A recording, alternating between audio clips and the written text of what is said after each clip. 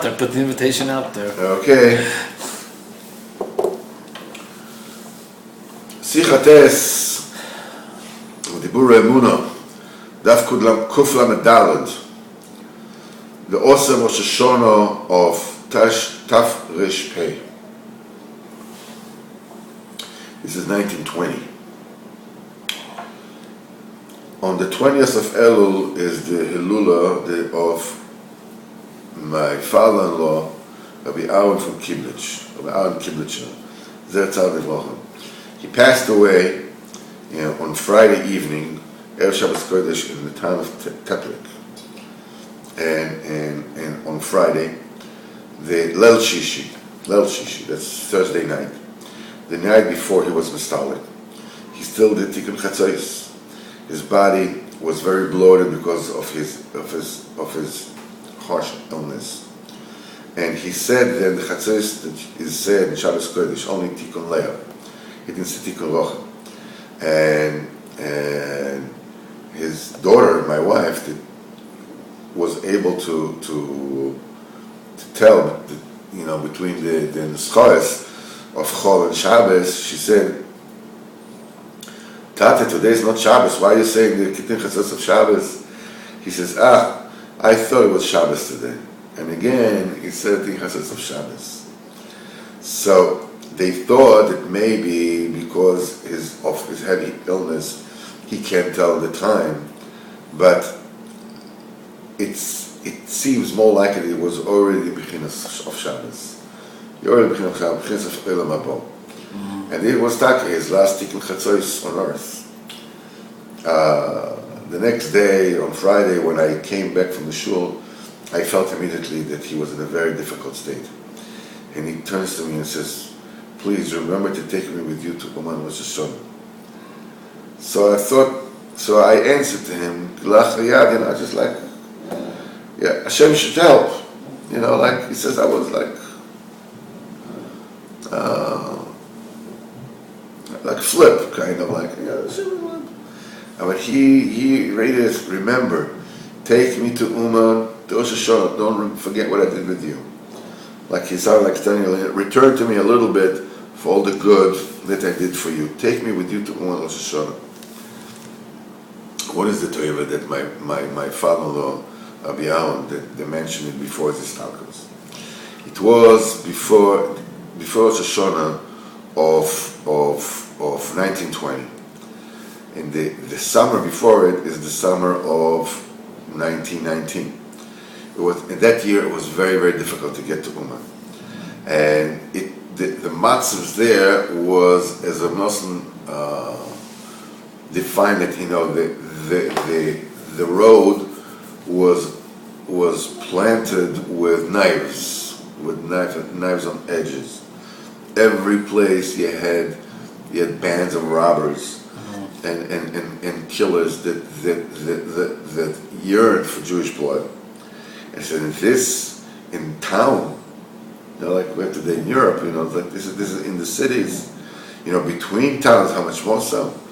Still, we're able to rent a wagon in those days, because the Goyim want Jewish blood, yes, but they want also Jewish money, So we promised the wagon driver to pay him our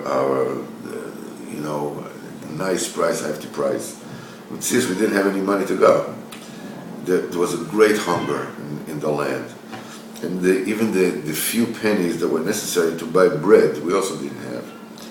And I poured my bitter heart before my father-in-law. Where am I going to take money for the trip? He calmed me down and said, you should know, I have enough money for the trip for you and for me. Because the entire summer long, I put together another penny, and I put together enough money for both of us. He says, I cannot begin to tell you how happy I was at that time when he told me that. And now, when he was lying on his deathbed, he reminded me that trip, that only with his chus, I managed to be that year on Rosh Hashanah.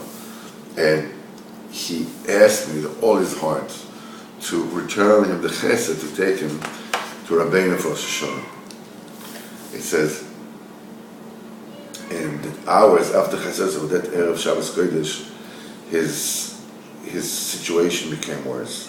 He asked me to lift him up to the piekelik. In other words, the ovens, they're made of bricks that stood in the middle of the house, and it served to cook, it said to heat the house, it said for everything.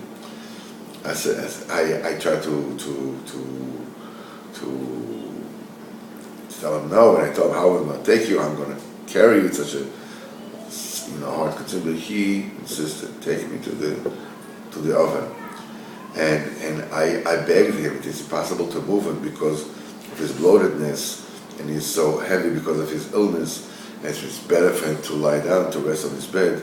But he insisted. We had to schlep him and to pick him up with all our koyach to take it to the piekelik. Why was he so insistent to go on the piekelik?